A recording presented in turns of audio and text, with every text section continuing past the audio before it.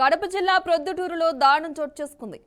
YMR కాలనీలోని Gurusai apartment 5వ అంతస్తు నుండి ఆడుకుంటున్న 8వ తరగతి విద్యార్థిని చరిత కింద పడి మృతి చెందిన ఘటన చోటు చేసుకుంది. ఏలూరులో దుకాణంలో పనిచేస్తున్న చరిత తండ్రి పొట్టిపాటి రామచంద్రారెడ్డి, కేశవరెడ్డి, తల్లి స్వాతి వీరికి 2 సంతానం. పెద్దమ్మాయి బీటెక్ చదువుతుంది. చిన్నపాప స్థానిక కేశవరెడ్డి స్కూల్లో 8వ తరగతి చదువుతున్న చరిత ఇంతసేపు మాతో ఆడుకుంటున్న పాప అనంతలోకాలకు వెళ్లిపోయిందని కుటుంబ సభ్యులు కన్నీరు మున్నీరుగా విలపించారు.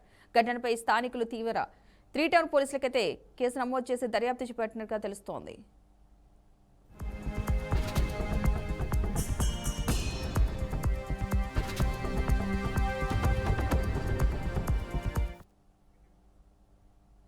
మాజీ ముఖ్యమంత్రి కేసీఆర్ పై సీఎం రేవంత్ రెడ్డి మరోసారి తన అక్కుసను వెలగక్కారని BRS senior MLA Harish Rao అన్నారు.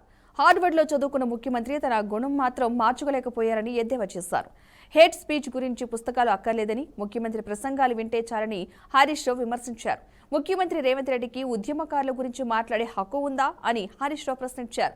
దేశానికి మహాత్మా గాంధీ జాతిపిత అయినట్లే తెలంగాణ సాధించిన కేసీఆర్ కూడా ఈ రాష్ట్రానికి జాతిపితనే అని స్పష్టం చేశారు. అధికారంలో ఉన్న నాయకులు నిరంకుశంగా వ్యవహరిస్తున్నారని ఆగ్రహం వ్యక్తం చేశారు.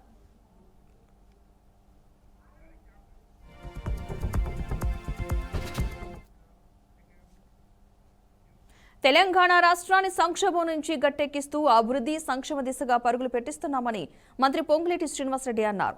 సచివాలయంలోని తన ఛాంబర్లో ఆధునీకరించిన సమాచార పౌర సంబంధాల శాఖ వెబ్సైట్ను మంత్రి ప్రారంభించారు. ముఖ్యమంత్రి రేవంత్ రెడ్డి నాయకత్వంలో ఒక్కో ఇటుకను పేర్చుకుంటూ ముందుకు సాగుతున్నామని అన్నారు. ప్రజాప్రభుత్వం తీసుకుంటున్న ప్రతి నిర్ణయాలు ప్రజల జీవితాల్లో స్పష్టమైన మార్పునకు నాంది పలుకుతోందని అన్నారు.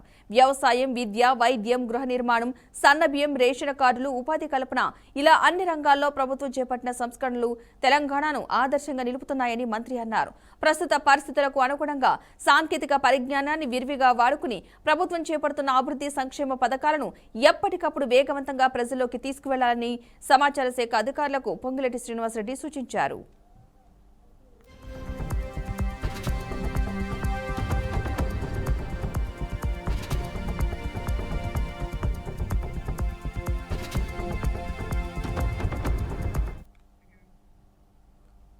కొమరం భీం ఆసిఫాబాద్ జిల్లా కేంద్రంలోని ప్రభుత్వ నర్సింగ్ కళాశాల ప్రిన్సిపల్ ను సస్పెండ్ చేసినట్లు జిల్లా కలెక్టర్ హరిత తెలిపారు. కలెక్టర్ ఆకస్మిక తనిఖీల్లో ప్రిన్సిపల్ విధులకు గైర్హాజరు కావడం, ప్రిన్సిపల్ కార్యాలయం గదికి తాళం వేసి ఉండటంపై కలెక్టర్ ఆగ్రహం వ్యక్తం చేశారు. ప్రధాన కార్యాలయాన్ని వదిలి వెళ్లేందుకు ప్రిన్సిపల్ ఎలాంటి ముందస్తు అనుమతి పొందలేదని తెలిపారు.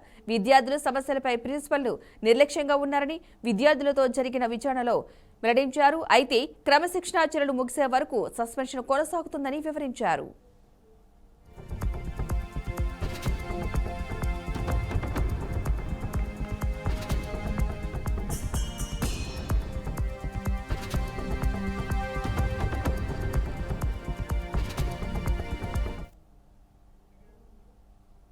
కేంద్ర ఆర్థిక మంత్రి నిర్మలా సీతారామన్ ప్రవేశపెట్టిన తాజా బడ్జెట్లో జంతువులు, పక్షుల దిగుమతులపై 30% కస్టమ్స్ సుంకం విధించిన నిర్ణయం వన్యప్రాణి సంరక్షణ కేంద్రాలపై ప్రభావం చూపనుంది. గుజరాత్లో సుమారు 3,500 ఎకరాల్లో విస్తరించి దాదాపు 2,000 వన్యప్రాణులకు నిలయంగా ఉన్న వంతారా జూపై కూడా ఈ నిర్ణయం ఆర్థిక భారం మోపే అవకాశం ఉందని భావిస్తున్నారు. రిలయన్స్ సంస్థ దాతృత్వ విభాగం నిర్వహిస్తున్న ఈ వన్యప్రాణి సంరక్షణ పునరావాస కేంద్రం 2022 నుంచి దక్షిణాఫ్రికా, యునైటెడ్ అరబ్ ఎమిరేట్స్, వెనిజులా తదితర దేశాల నుంచి చిరుతలు, ఖడ్గమృగాలు, సరీసృపాలు వంటి జంతువులను దిగుమతి చేసుకుంది. ఇప్పటి వరకు జంతువులు, పక్షుల దిగుమతులపై కస్టమ్స్ సుంకం లేకపోవడం గమనార్హం. తాజా సుంకంతో వంతారాతో పాటు ఇతర వన్యప్రాణి సంరక్షణ కేంద్రాలపై కూడా ఆర్థిక ప్రభావం పడే అవకాశం ఉందని నిపుణులు భావిస్తున్నారు. అయితే ఈ నిర్ణయానికి సంబంధించిన పూర్తి వివరాలను ప్రభుత్వం ఇంకా వెల్లడించలేదు.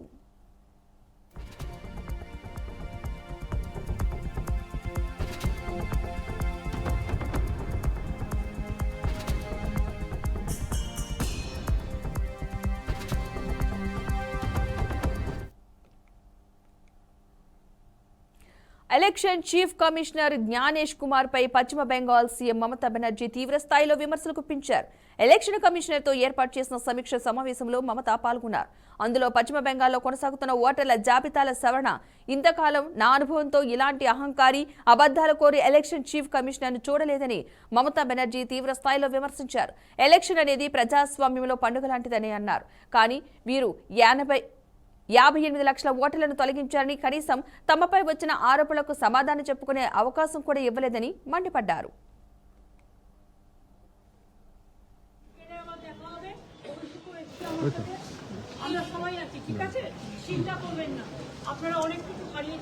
চিন্তা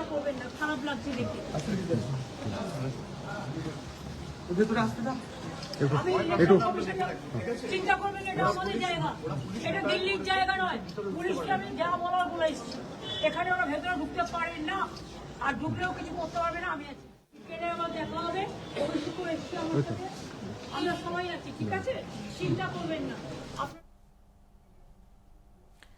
తమిళనాడులో ఉన్న అవినీతి శక్తులను విజిల్ ఊది రాష్ట్రం నుంచి తరిమి కొట్టాలని టీవీకే శ్రేణులకు హీరో విజయ్ పిలుపునిచ్చారు. తమిళగా వెట్రి కళగం పార్టీ స్థాపించి 3 ఏళ్లు పూర్తయిన సందర్భంగా పనేయూరులోని పార్టీ ప్రధాన కార్యాలయంలో వేడుకలు జరిగాయి. రాష్ట్రంలో డీఎంకే చేసే తప్పులను ఎత్తి చూపే ధైర్యం గతంలో ఎవరికీ లేదని, ఇప్పుడు తాము ఆ పనిని కొనసాగిస్తామని విజయ్ స్పష్టం చేశారు. స్టాలిన్ నిద్రలో కూడా టీవీకే భయం వెంటాడుతోందని, ఆయనను ఎవరైనా నిద్రలో లేపి ఏ గుర్తుకు ఓటు వేస్తారని అడిగితే విజిల్ గుర్తుకే అని చెబుతారని ఈ సందర్భంగా ఎద్దేవా చేశారు.